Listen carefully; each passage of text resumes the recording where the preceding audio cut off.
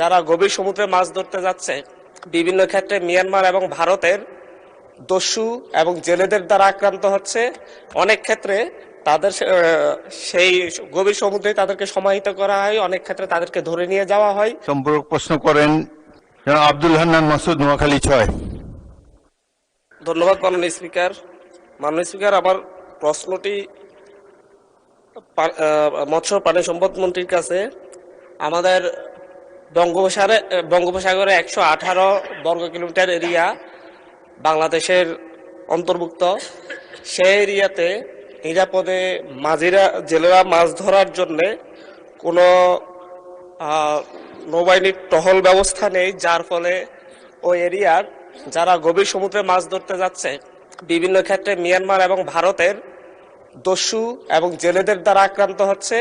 অনেক ক্ষেত্রে তাদের সেই গভীর সমুদ্রে তাদেরকে সমাহিত করা হয়, অনেক ক্ষেত্রে তাদেরকে ধরে নিয়ে যাওয়া হয়। এই সকল ক্ষেত্রে কোস্টগার্ডের সমুদ্র উপকূলবর্তী অঞ্চলে কোস্টগার্ড রয়েছে, কিন্তু তারা গভীর সমুদ্রে কোনো অভিযানে যায় না, ওরা সমুদ্র তীরবর্তী অঞ্চলগুলোতে অভিযান চালায়। এই ক্ষেত্রে বাংলাদেশের সমুদ্রকে নিরাপদ করার জন্য মৎস্য প্রাণী সম্পদ মন্ত্রীর কোনো ধরনের উদ্যোগ রয়েছে কিনা মন্ত্রণালয়ের? ধন্যবাদ মাননীয় স্পিকার। মাননীয় মন্ত্রী। ধন্যবাদ মাননীয় সংসদ সদস্য। অ্যাকচুয়ালি আমরা বাংলাদেশের সমুদ্রে যে ফিশিং করা হয়, এটা ম্যাক্সিমাম শিপ আমাদের 40 নটিক্যাল মাইল পর্যন্ত আমাদের ফিশিং করে। এর থেকে বড় ডিপ সি ফিশিং এর মতো আমাদের কোনো জাহাজ এখন পর্যন্ত ওই পরিমাণ জাহাজ নাই, ওটা আরো অনেক সফিস্টিকেটেড জাহাজ।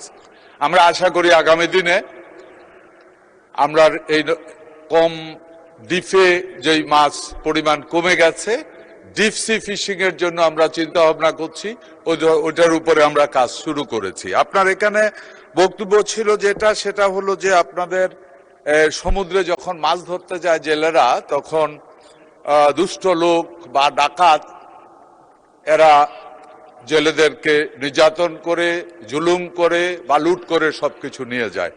আমাদের এখানে ওই ধরনের কোস্টগার্ডের অলরেডি টহল আমাদের আছে। আপনার বক্তব্য থেকে বুঝতে পারছি যে আগামী দিনে পরবর্তীতে যখন আমাদের মিটিং হবে, ওই এলাকাটাতে কোস্টগার্ড যে পাহারা দেওয়ার ব্যবস্থাটা আরো বাড়াতে হবে, লোক সংখ্যা আরো বাড়াতে হবে। আমার এটা নলেজে আসলো। আমি ইনশাআল্লাহ আগামী দিনে যে মিটিং হবে আমাদের, ওই মিটিং এর ভিতরে আমি এটা উপস্থাপন করব এবং কোস্টগার্ড বাড়ানোর ব্যবস্থা করার চেষ্টা করব। ধন্যবাদ মাননীয় সংসদ সদস্য। ধন্যবাদ মাননীয় মন্ত্রী।